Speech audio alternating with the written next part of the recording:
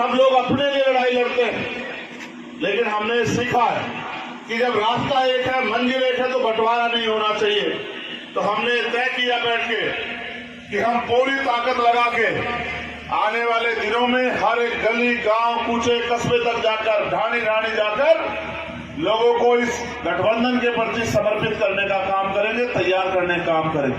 हम उन लोगों को दिखाएंगे जो लोग ये कहते हैं कि गरीब लोग आगे नहीं बढ़ सकते, मेहनतकश लोग आगे नहीं बढ़ सकते, किसान कमेरे की औलादे ताकतवर नहीं हो सकती, जो इनको रोकने के लिए तमाम तरह के षड्यंत्र करेंगे, तमाम तरह के अफवाह फैलाएंगे। और हो सकता है मैं कहना चाहता हूं अपने दोनों पार्टी के नेताओं को कि हो सकता है जातिगत झगड़ा भी करा दें, आपको तैयार रहना पड़ेगा, दुश्मन बड़ा खतरनाक है। हो सकता है जातिगत झगड़ा करा दें कि आपकी एकता टूट जाए। इस बार कुछ भी टूटे, आपकी एकता नहीं टूटनी चाहिए। और अगर ये एकता बनी रही तो परिणाम आप देखना कि कैसे सुनहरे होंगे। आज नहीं कल तो आपको फैसले लेने हैं। इसलिए मैं आपसे आग्रह करूंगा कि सावधान रह के, समझदार रह के, सतर्क रह के, कहते हैं इलाज से बेहतर बचाव होता है ना, बचाव करके आगे बढ़ो।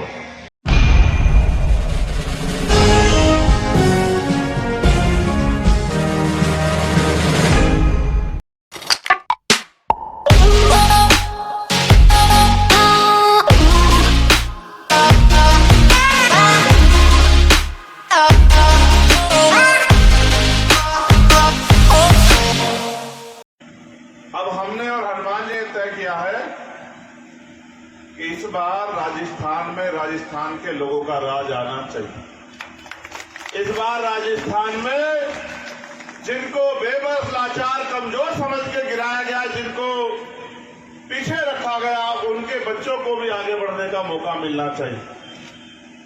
पिछले 5 साल में आपने देखा तमाम तरह की मुसीबतें, चाहे रोजगार मांगने पे नौजवानों ने उठाई हो, सीएचओ के बच्चे थे जो सीएचओ में भर्ती हुए थे, जब उनकी नौकरी छीन लेंगे उन्होंने उठाई हो, जो तृतीय श्रेणी के टीचर थे उन्होंने अपने ट्रांसफर के उसमें उठाई हो, या जो पेपर लीक यहां हुए और जिस तरह से महिलाओं पे जुल्म, जातीय अन्याय, अत्याचार हुए, क्या तो यहां भीम आर्मी लड़ रही थी, आजाद समाज पार्टी लड़ रही थी, या कोई अगर और था तो ना वो कांग्रेस के लोग थे जिनकी सरकार थी, ना वो भारतीय जनता पार्टी के लोग थे जो विपक्ष था।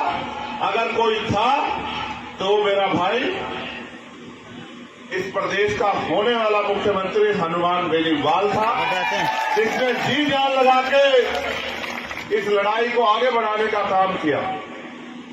सब लोग अपने लिए लड़ाई लड़ते हैं, लेकिन हमने सीखा है कि जब रास्ता एक है, मंजिल एक है, तो बंटवारा नहीं होना चाहिए।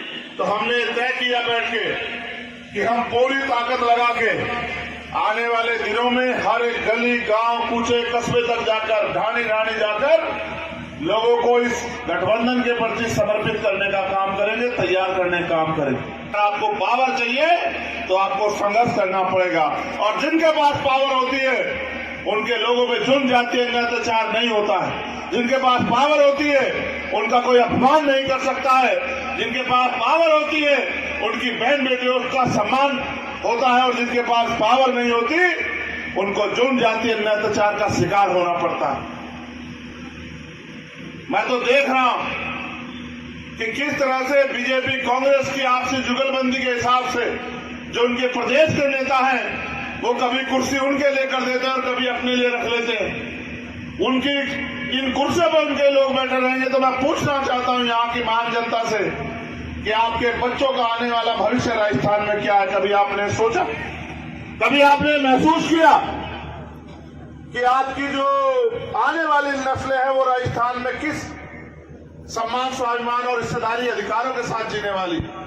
मैंने संविधान बचाओ यात्रा में राजस्थान के बहुत सारे जिले, विधानसभाएं देखी। राजस्थान नहीं है तो कहीं बिल्कुल रेतीला है, कहीं राजस्थान में मीठा पानी है तो कहीं कहीं राजस्थान में बहुत खारा पानी है, कहीं कहीं राजस्थान के किसी किसी गांव में खुशहाली है जहां से मंत्री जी आते हैं, रेलवे वाले हमारे स्वामी वैष्णव, और कहीं कहीं कोई गांव ऐसा है जिनके पास न खाने को अच्छा खाना है, ना पीने को अच्छा पानी है, ना सर ढकने के लिए अच्छा मकान है, ना पहनने के लिए अच्छे कपड़े हैं। इस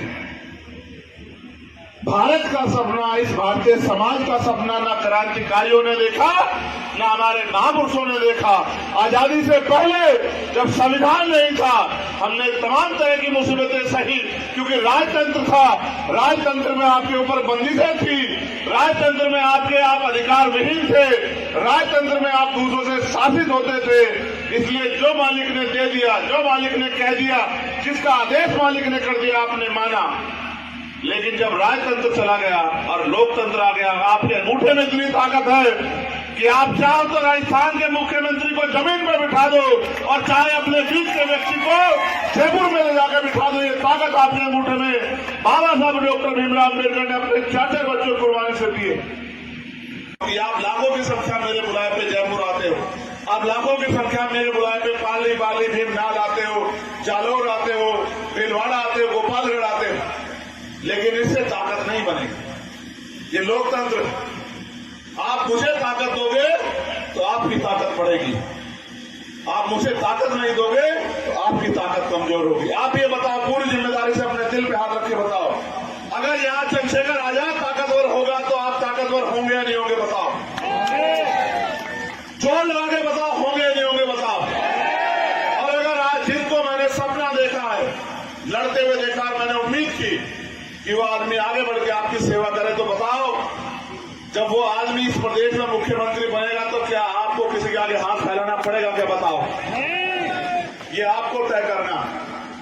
1 महीने पैसे वालों के पक्ष में रह के अपने 5 साल खराब करने हैं, या 1 महीने अपने लोगों का साथ देकर अगले 5 साल के लिए अपने बच्चों का भविष्य उज्जवल करना है, और जो जुल्म जाति अन्यथा लूट मचाई हो रही है उसको खत्म करना है।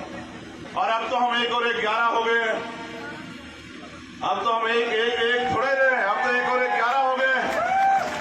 सरकार भी इस बात को जानती है कि सारे के सारे लड़ाके में तो रात कह रहा था कि ये तो दोनों की फौज ऐसी है।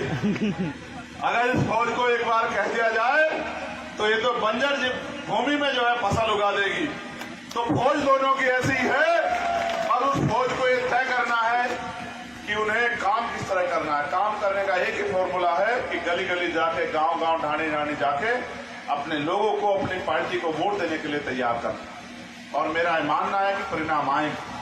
और इस बार क्योंकि दोनों पार्टियों की हालात बड़ी खराब है रात से, और पता नहीं नींद भी आ रही होगी नहीं आ रही होगी, तो आए ना आए उनको नींद, मुझे अपने लोगों की नींदों की परवाह है कि इनको नींद आनी चाहिए, इनका पेट भरना चाहिए, इनको स्वाभिमान सम्मान का जीवन मिलना चाहिए। इसलिए हमने फैसला लिया है, और मैं आपको जिम्मेदारी से कहता हूं कि हम इतना प्रतिनिधित्व लेकर जाएंगे कि हमारे जरिए, हमारे बिना सरकार नहीं बनेगी। और जब हमारे जरिए सरकार बनेगी तो आप याद रखना, हमें बहुत लंबा समय हुआ लोगों को बनाते हुए, इस बार हम किसी को बनाएंगे नहीं।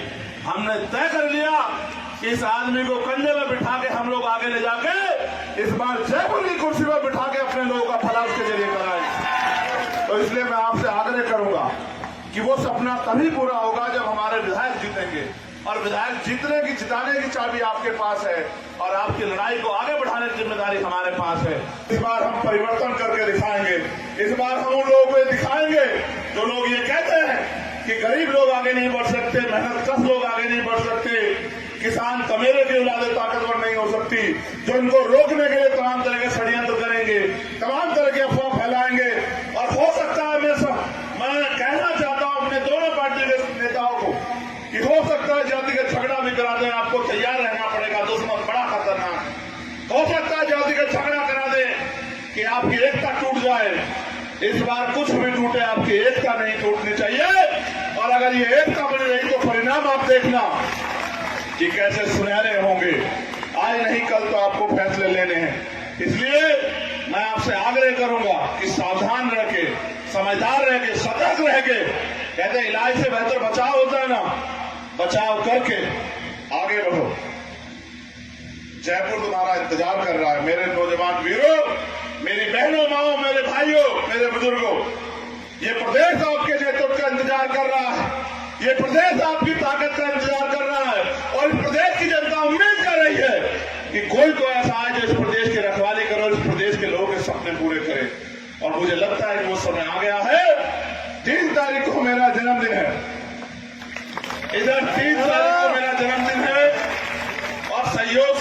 तारीख को आपके यहाँ कौन कितनी ताकत में आएगा इसका फैसला भी होना। मैं जन्मदिन पे आपसे ज्यादा कुछ नहीं मांगता, बस ये मांगता हूं कि सत्यवान को इतनी ताकत दे देना कि सत्यवान जयपुर की विधानसभा में खड़ा होकर आपके सब अधिकारों के लिए बोले। सत्यवान जयपुर की विधानसभा में खड़े होकर आपके अधिकारों के लिए लड़ सके और आपकी जो अधिकार बैठते हैं उनको छीन के लाके आपके कदमों में रख सके। इतनी ताकत मुझे दे देना और फिर आप ये देखना कि ना कोई आप पे चुन जाति कर पाएगा और ना ही आपके सामने दूर रहेंगे। हम परिवर्तन की सोच लेके आगे बढ़ रहे हैं, परिवर्तन होके रहेगा। परिवर्तन प्रकृति का नियम है और परिवर्तन के जो मतवाले निकले हैं, जैसे जैसे काफिला आगे बढ़ेगा बहुत सारे लोगों को एहसास हो जाएगा कि राजस्थान गुलाम राजस्थान नहीं, राजस्थान वो राजस्थान नहीं इसमें जाति धर्म के नाम पे चुन जाति अन्य अत्याचार होगा, लोग सहते रहेंगे। राजस्थान तो वो राजस्थान है जिनके बेटे सीमाओं पे देश की रक्षा करते हैं, जिनके खेत से निकली हुई फसल लोगों के पेट भरती है, जिनके पत्थर का डिजाइन और जिनके यहां से गिरा पत्थर लोगों के महलों की शोभा बढ़ाता है। लेकिन उस राजस्थान के हिस्से में भी इस बार आजादी आनी चाहिए। बहुत बहुत धन्यवाद। जय भीम।